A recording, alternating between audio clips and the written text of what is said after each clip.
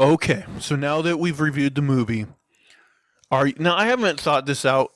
Like, it's not like a full, like, thought out pitch, but it's got the bones there. Are you ready to hear my pitch for Matrix As 4? ready as I'm gonna be. Okay, so forget everything we just talked about. Forget about your intro.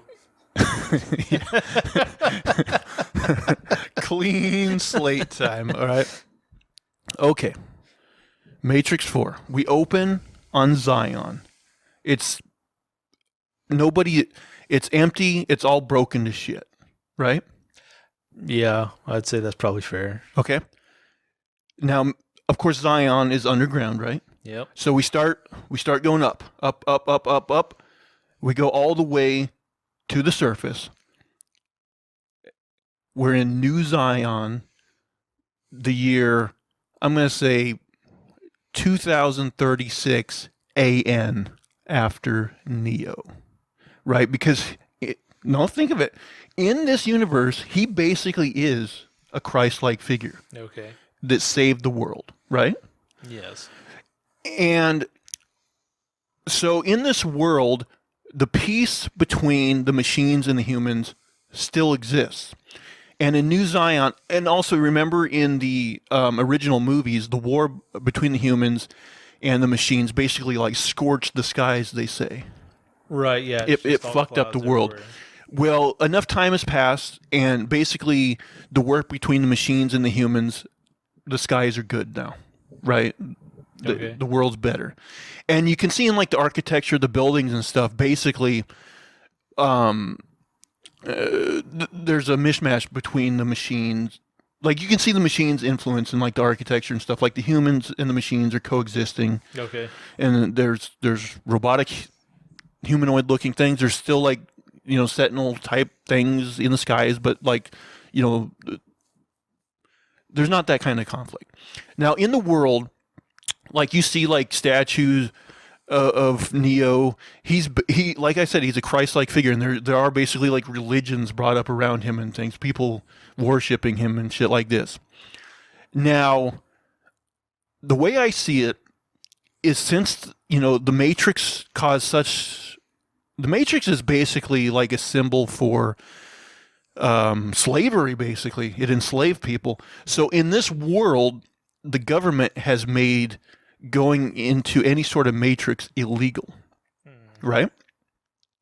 But there's people who do it illegally because either like playing a video game or whatever, they just like enjoy going to other worlds. There are some machines that do this because they do like the illegal energy from the humans still, that sort of thing. So like there's these groups that basically. So there's like some like overweight machine in his mom's basement, like bit mining these people. Something like that. Okay. There's an illegal matrices activity going on, right? But at the same time, there's police that are basically agents, and their job is to, basically. Because the people that are in these matrix still, they can't just be unplugged, right? So they have to have somebody go in and safely remove them so then they can be arrested or whatever. So basically there's these agents, cops that are designed to go into the matrix and get the people that are in there illegal out. Okay? Who's paying for these cops? The government. There's a government. Fuck the government. And basically, now this is the part I'm a little fuzzy on, but I think one of these cops is basically going to discover the wonder of the Matrix. And what I like is, so the idea in the original movies is the Matrix was designed to basically keep people down. But I like the idea of this movie exploring the Matrix as a good thing, as something that can, like a video game, free people from the doldrums of life, the real world, So it's like the Matrix in the first trilogy is kind of the enemy, where in this movie, maybe a sign of something good.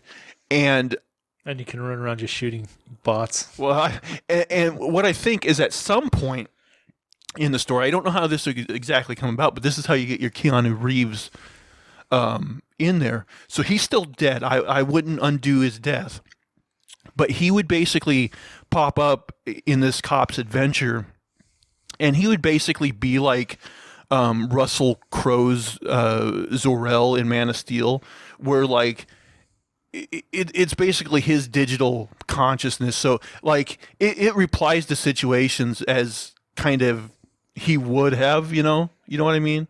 So he's like, he's not alive. He's just a digital kind of representative of what he was. Stay righteous, dude.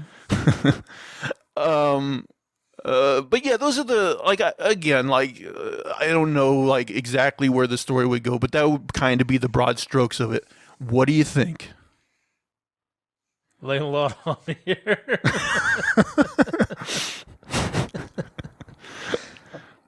I mean, yeah, I guess that could go a lot of ways. Are there aspects of it you like? Well, like turning it on its head, I think is a good idea. Where you're just having, where instead of like being the norm, it's like it's more, I don't know, something to be looked down on, I guess. Right. Although I never really felt like they were getting out of the Matrix like we talked about. Like you thought everybody was getting out, and I was kind of like thinking everybody, like some people would stay in. Well, it's funny because, yeah, with the Oracle and the Architect's conversation, my thinking was that everybody was gonna be let loose. But at the same time, even if they did that, like you were saying, I imagine there would be a lot of people that were like, that Cypher guy in the first movie that would be like, oh, this kind of fucking sucks. I think I'd rather go in the Matrix where steak tastes good and all that kind of stuff. Well, that's another thing. Like, if it was free and you could do whatever, then like, well, they also talked like in the Matrix about like we created it to be a perfect world, and like everybody just died off because they weren't happy or something. But the other thing of it is like, if you knew, like, once your mind is free, that if you go back in the Matrix, that you can like fuck with it in really fun ways, like they do, like hell yeah, you'd want to go back in there. Yeah, I mean that sounds much better than going out and fucking eating fucking cream of wheat every day. But you can also see like, how like Neo jerking off to like the one bald chick in the room. But I can totally see like a bunch of like Neo like religious like cultists like wanting to ban the Matrix and thinking it's an ultimate evil, Yeah, I mean religion is capable of pretty much anything, but yeah, I think I could see that. But yeah, that was just my 2 cents. Sometimes my brain goes off on things like this. I really need to start writing again. I've been thinking about writing. Like I've sat down and written before, and it's so hard. And that's another thing. It's so easy to criticize and pull shit apart, but like to actually try to put all that elements together is ridiculous. The old blank page thing, man. It's true. It's tough. The fact that they did such an amazing job on the first 3 is pretty unbelievable. There's so much going on. So, yeah. I really like.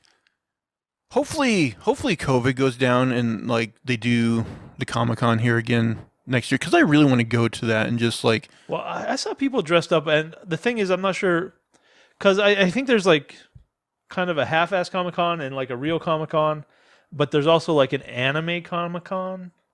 I don't need to go to that one. Yeah, I'm not big in that either. But no, but I'd be interested in just going to like an artist alley and like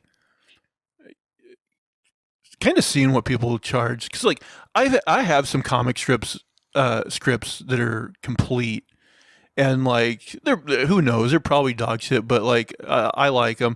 I just like, it's expensive to pay for an artist, Yeah. I'd like to do it though. I really would. Yeah, you're probably looking over $100 a page for someone decent. Yeah, it's spendy.